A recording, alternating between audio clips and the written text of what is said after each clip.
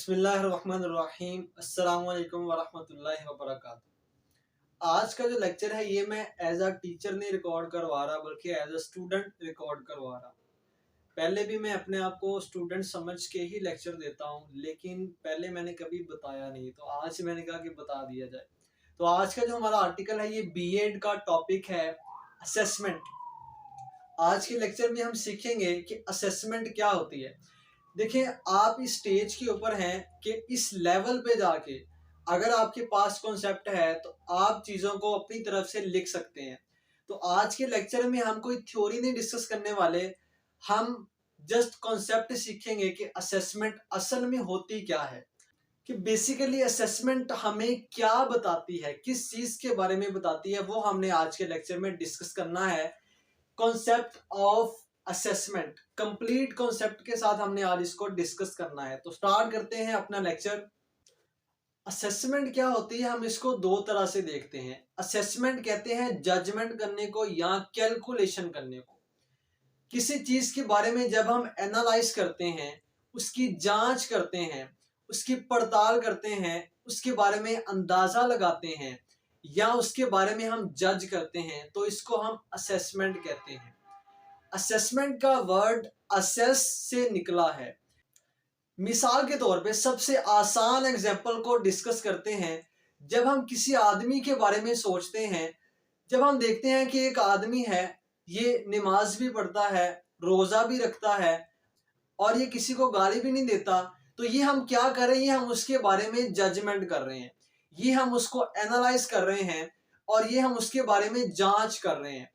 ये सारी चीजें करने के बाद, यानी एनालाइज करने के बाद, जजमेंट करने के बाद जब हम एक रिजल्ट निकालते हैं तो उस रिजल्ट को हम असेसमेंट कहते हैं।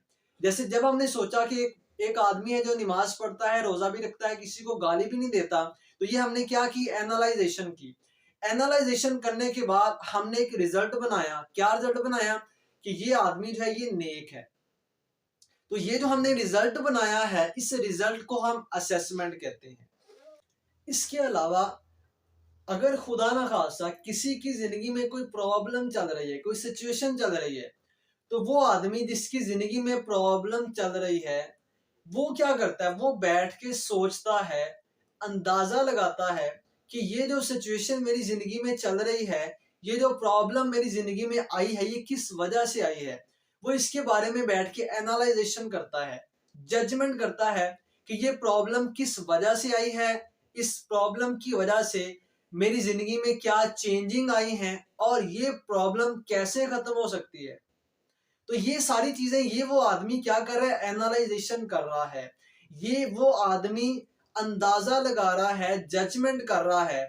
ये सारी जजमेंट और ये सारी एनालाइजेशन करने के बाद वो आदमी जो रिजल्ट निकालता है कि अच्छा इस मसले की ये वजह है, इस मसले को इस तरह से सॉल्व किया जा सकता है, तो ये जो उसने रिजल्ट बनाया है बाद में एनालाइजेशन करने के बाद, इस रिजल्ट को हम असेसमेंट कहते हैं। असेसमेंट को अगर हम एजुकेशन की जुबान में डिस्कस करें तो असेसमेंट का वर्ड आमतौर पे स्कूल कॉलेजेस में यूज किया जाता है।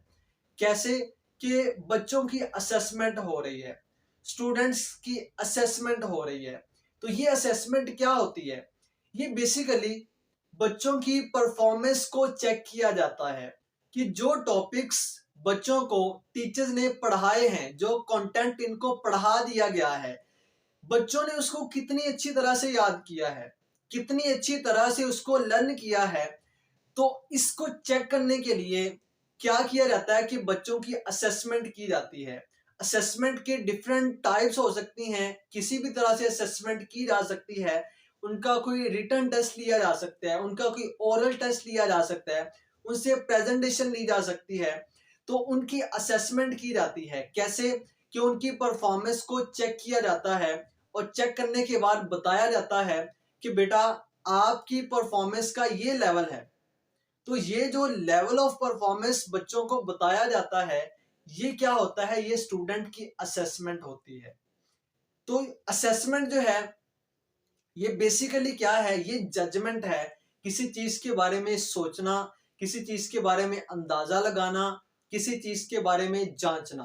और ये सारी चीजें करने के बाद जो एंड पे रिजल्ट निकाला जाता है, उस रिजल्ट को हम असेसमेंट कहते हैं। असेसमेंट को एक और तरह से भी देखा जाता है और वो है कैलकुलेशन। जब हम किसी चीज की कैलकुलेशन करते हैं या फॉर एग्जांपल जब हम किसी प्रॉपर्टी की वैल्यू को कैलकुलेट करते हैं तो उसको भी हम असेसमेंट कहते हैं। कैसे? फॉर एग्जांपल एक आदमी के पास बाइक है तो ये उसकी क्या है? प्रॉपर्टी है। वो इस प्रॉपर्टी को सेल करना चाहता है तो वो मार्केट में जाता है, मार्केट में जाके उसका रेट पता करवाता है। तो वो वर्कशॉप वाले उसको बताते हैं कि भाई इस बाइक की इतनी कीमत है, इतनी वैल्यू इसकी हो सकती है। यानी वो अंदाजा लगा के बताते हैं कि इसकी इतनी कीमत है। इसी तरह किसी का घर है, किसी का प्लॉट है, तो उसकी जो प्राइस लगाई जाती है वो भी असेसमेंट होती है। अंदाजा होता है कि इसकी इतनी प्राइस हो सकती है।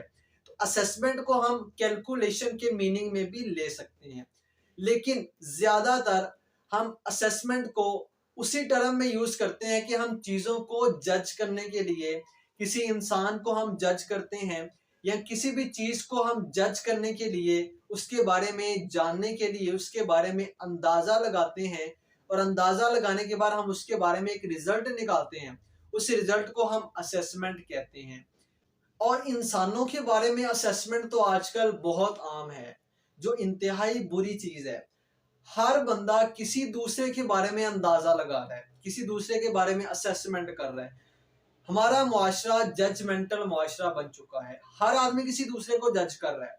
हर आदमी किसी दूसरे के बारे में अपनी अपनी स्टेटमेंट अपने माइंड के लिहाज से दे रहा है।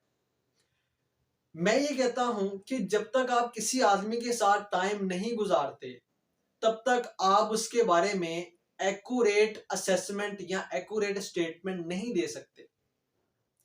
हम क्या करते हैं, हम किसी आदमी से सुनते हैं कि वो फलां आदमी ऐसा है, तो हम भी उस आदमी को वैसा ही कहना शुरू कर देते हैं। हमने जज नहीं किया उसको, उसको एनालाइज नहीं किया, जस्ट उसकी जजमेंट को देखा और उसकी जजमेंट को खुद जज करने की बजाय, खुद एनालाइज करने की बजाय उसी की जजमेंट के ऊपर आमीन कह के हम भी उस बंदे को वैसे ही कहना शुरू कर देते हैं। इंतहाई बुरी चीज है। ये हमारे माशरे में बहुत आम है कि हर बंदा किसी दूसरे के बारे में अपनी राय का इजहार कर रहा है बगैर उसको एनालाइज किए, बगैर उसको जज किए। तो ये होती है हमारे पास असेसमेंट। फर्ज कर लें दो आदमियों की आपस में दोस्ती है, एक तीसरा आदमी कहता है कि मेरी असेसमेंट है कि इन दोनों का रिलेशनशिप ज्यादा देर नहीं चल सकता। तो ये असेसमेंट है। वो अंदाजा लगा रहा है कि ये दो आदमी अपनी एनालाइजेशन करने के बाद वो बताता है कि इन दोनों का आपस का ताल्लुक ज्यादा देर नहीं चल सकता। तो ये उसकी असेसमेंट है। तो ये हमारे पास होती है असेसमेंट, एनालाइजेशन, जजमेंट और कैलकुलेशन। उम्मीद है कि आपको असेसमेंट का टॉपिक अच्छी तरह से क्लियर हो गया होगा। किसी भी किस्म का डाउट है, एनी क्वेश्चन, आप कमेंट सेक्शन में पूछ सकते हैं। बहुत सारा ख्याल रखिएगा। इजाजत दीजिए। अल्लाह हाफिज।